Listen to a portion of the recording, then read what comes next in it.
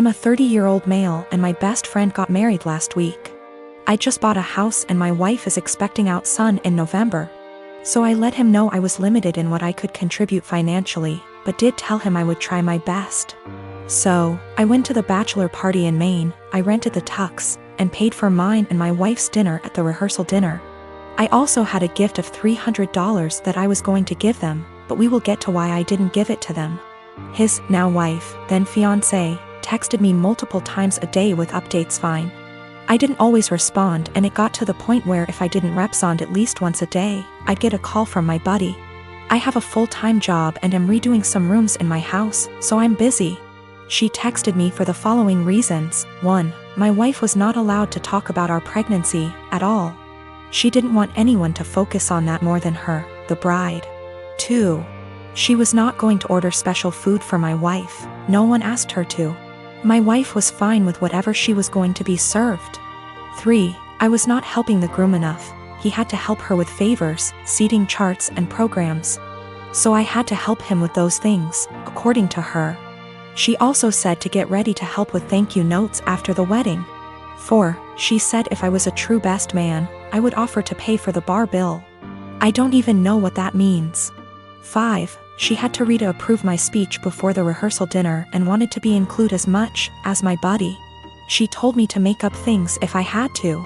I was also not allowed to include anyone but the two of them and no inside jokes or stories about my buddy that didn't include her. 6. Her last text said to tell my wife to keep it together and not make a pregnancy scene during the wedding. Also, she wanted her to choose a dress that downplayed her pregnancy as much as possible. I was just so aggravated. I spoke to my friend to see if he could reason with her. He told me to just play ball on this one, it's her day, and to cut him a break. Because he'd be dealing with her nonsense for the rest of his life. I was annoyed but calmed down. The day of, all the bride and my buddy do is scold me, berate me and bark orders. I head down to the bar for a drink. The bride's mother is there and warns me not to get drunk because I've ruined her daughter's day enough. I didn't give them the card with the cash and in the speech. I used my friend's exact wording about having to deal with her nonsense for the rest of his life. I wished them the best and told him I'd always be there for him, especially during the divorce. I've been out of the closet since I was 17, in 2007. When I came out, people in my family said some pretty hurtful things, which I totally expected. Being from a Southern Baptist family God, it hurts to admit this but my older brother at the time seemed very receptive, surprisingly. He told me that if my dad ever gave me any trouble, to call him and he'd talk to him. That was really the last time we talked about it. Flash forward 13 years, I'm 30, and I'm getting married to my fiancé Scott next year in April. If COVID so graciously allows. I started putting a package together of fun things from my brother and I's childhood. All with the intention of asking him to be my best man. However, he called me 2 weeks ago, claiming he's wanted to talk to me about this for a long time. He went into the long tangent about how being gay is wrong and isn't what God wants. He said he thinks Scott is a nice guy and he loves me, but he doesn't think it's right that we're getting married. It was quite a shock as Scott and I have stayed with him multiple times when we visit my hometown.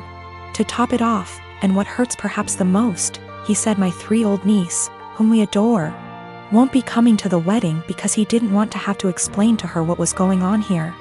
Notice he only said that she wasn't coming to the wedding. I think he fully expected to still be invited after this. His wife, whom he started dating when I was 12, feels the same apparently. My whole dad's side of the family feels the same way they do, but I've already written them off mostly in my mind. My mother is beyond pissed and upset at them. I think what upsets me the most is a sense of betrayal. They were my safe spot in the family. I felt like because they're close to my age and younger and went to college, they would understand and it wouldn't be a big deal to them. I almost feel a bit embarrassed because Scott comes from a wonderful Italian Catholic family and they've never been anything less than loving and supportive. I told them that, on what is supposed to be one of the happiest days of my life.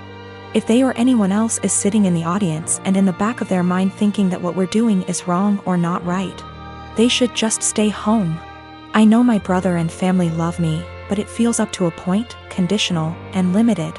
I told them that they learned being gay is wrong, they weren't born not liking gay people. So they can unlearn it, if they were willing. But I don't think that's going to happen. I am a 35 years old female just got engaged to my fiancé 37 male Sam. We do not live together because we're waiting till marriage given he and his family are highly conservative Christians but they're really nice and lovable people. I had plans to spend NYE with Sam, but he said he was out for NYE dinner celebration with his parents then called me again inviting me to join them, and I happily did. His parents were there, they welcomed me and ordered many dishes and desserts and drinks. We celebrated and had great time, that is until it was time to pay. I pulled my wallet out of my bag letting them know that we'll split the check between us. Sam mumbled, "No, you don't have to, we invited you," but I insisted. He and his parents then stared at me. I asked what was wrong and both mother-in-law and father-in-law said they didn't have money on them. I was shocked. I turned to Sam and he said he too forgot his wallet at home and didn't bring enough money to cover even on round of drinks. His dad then laughed nervously. "Right, so guess we should let the doctor pay." I was taken aback. I said, "I'm sorry, but no, this is just so much money to spend on one dinner by myself, and I didn't think I was expected to pay the entire bill." Sam said I should pay and he'd pay me back later, but I said no since I know he will have to get a job to pay that much money. I said, "I'm sorry, but this isn't the first time I've been put in this situation by him and family, where I'm expected to rescue them after they somehow forgot their wallets and expect bothers to pay hundreds for their extravagant dinner." I told them I'll only pay for what I had and that's it. He and his parents were shocked. They started arguing about how I have the potential to pay right there and then, but I was acting as if they were strangers not family. But that doesn't mean I'm obligated to pay. How could someone go out to a fancy restaurant, order so many dishes, desserts and drinks without bringing money? Sam begged that I just do it and call it a night, but I refused. The argument got heated, then I got up and walked out. Sam called later at 2 a.m. basically yelling that I ruined NYE celebration and made his parents suffer, because I refused to pay the entire bill. AMD instead acted selfishly and paid only for myself, after they were gracious enough to invite me. I told him how unfair it was for me to pay. Even if I have a good salary doesn't mean I want to spend it all on fancy dinner. He didn't reply, he just said he'll pray that my parents will let this go, and not resent me after I basically damaged the relationship with them. I felt awful thinking I should have covered the bill instead of leaving. Me and Diamara, she is 12 years old, have had a rough summer. She's been more defiant than usual. I've been dating her mom Mara for 2 years now. 9 months ago, they moved in with me, Maple. Both Dio and Mara have an on-again / off-again relationship with Dio's dad, Dionysus. He's pretty much never paid child support, comes and goes as he pleases into Dio's life. Typical shitty-ass part-time dad. I've tried to fill the dad role in her life, while still understanding boundaries, taking things slow, etc. This summer Dionysus decides he wants to be a real dad and takes Dio in for a month. Good for him, not my business, and Mara agrees. When Dio came back home because school started, she was a lot different. Really mean to me, very dismissive. A few days ago she got caught shoplifting at the mall. Security took her in, then called Mara, who didn't answer, then called Dionysus, who didn't answer, and finally me. I answered. They told me I had to pick her up or she'll be handed over to juvenile. I didn't say anything to her while I picked her up. I apologized to security, apologized to the store. I even tipped the security guards plus the store employees because it's up. They had to deal with that. I assured them Dio would be punished appropriately. I'm speaking to her in a strong, affirmative voice while we're in the car. Not yelling, but in a fatherly tone, I suppose. I'm telling her how up it is to steal, and how I don't. With thieves, and how I absolutely don't voluntarily. With any kind of police, so I don't appreciate any of this, nor will I accept it in my house. She snaps back that I'm not her dad, so don't ever tell her what to do. From now on, if I want to tell her something, I need to clear it with her real father first. That killed my soul. For the past year or so, I've treated her as my own daughter. I've paid for their housing, I've paid for her mom's car, her schooling, her food, everything. Her bio dad dropped $100 check off one time in the past year.